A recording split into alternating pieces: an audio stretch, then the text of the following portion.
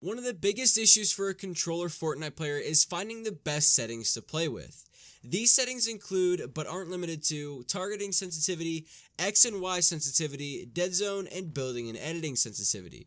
This video today will be giving you guys the information you need to determine the best settings that fit you personally. The first thing we'll be going over is the best X and Y sensitivity and the best targeting sensitivities. I just want to mention that if you guys are using your favorite streamers or YouTubers settings and you aren't having any luck with them, that it's because the settings they're using are most comfortable for them and may not actually be comfortable for you. I want you guys to also keep in mind that you don't need to play on an extremely high sensitivity to be considered good or to play better at all. In fact, you're actually more than likely hurting yourself if you play on really high sensitivities. The best sensitivity that I can recommend to you guys is playing anywhere between a medium sensitivity and a lower end on the high sensitivities. With this being said, anywhere from a 0.600 and a 0.800 X and Y sensitivity should be perfect for you guys. These sensitivities won't give you difficulty when you're trying to aim or turn around on someone who's shooting behind you. They aren't too fast and they aren't too slow. A lot of the times that I've recommended these sensitivities to people, they've often told me how they can hit more shots because of it and overall can play a lot better. You want a sensitivity that feels perfect for you and aids your aiming. Controller players have aim assist, which obviously will help, but if your sensitivity is too fast or too slow, you'll constantly be feeling like you're fighting your controller, and that's the opposite of what you want. We're going to be going over the best settings for targeting sensitivity now, and in this case, I recommend that you guys play with a relatively lower targeting sensitivity around 0.300 and 0.500. The idea behind this is to be able to control your shots more. With a higher targeting sensitivity, you'll be aiming all over the place just to try and stay locked onto your opponent, but the truth is, with a really low targeting sensitivity and the strength of aim assist, you won't miss very many shots this way. A lot of you guys ask how my aim is so spot on, and this is one of the reasons. I play on a really low targeting sensitivity, which helps me out in controlling my shots. As a controller player, we already have a huge advantage over mouse and keyboard players. We have aim assist. Using these settings will make you feel like aim assist is actually stronger, because that's what I felt when I changed my settings to a lower targeting sensitivity. We're going to move right into the best dead zone sensitivities and explain what dead zone actually is to people who don't know what it means.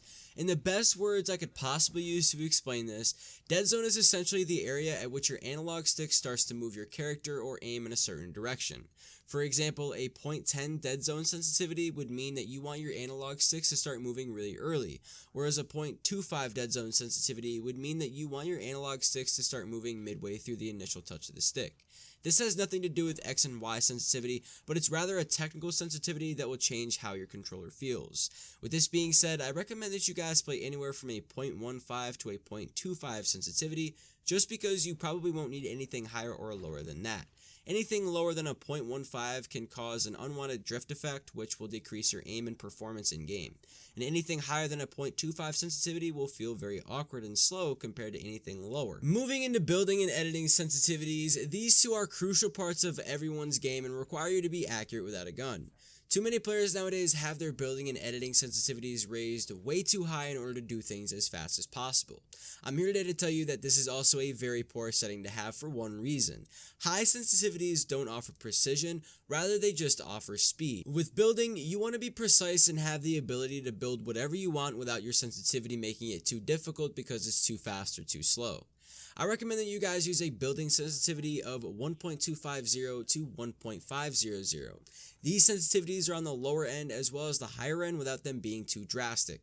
With your editing sensitivity, I recommend anywhere from a 1.000 to a 1.400. With these sensitivities, it will initially feel slow at first, but the most important thing with editing is that you can complete the patterns of the edits that you're trying to pull off. Over time, you'll start to notice that you're completing more edits and missing less when you have your sensitivities between these two numbers. I just want to quickly mention that the building and editing sensitivities are actually multipliers of your X and Y sensitivity. And the reason I'm giving you guys the recommended sensitivities that I did is because if you play with my other recommended 0.600 to 8.00 sensitivities, these will feel pretty clean. Leave a like and subscribe if you guys are new, and I'll see you guys next video. Peace out.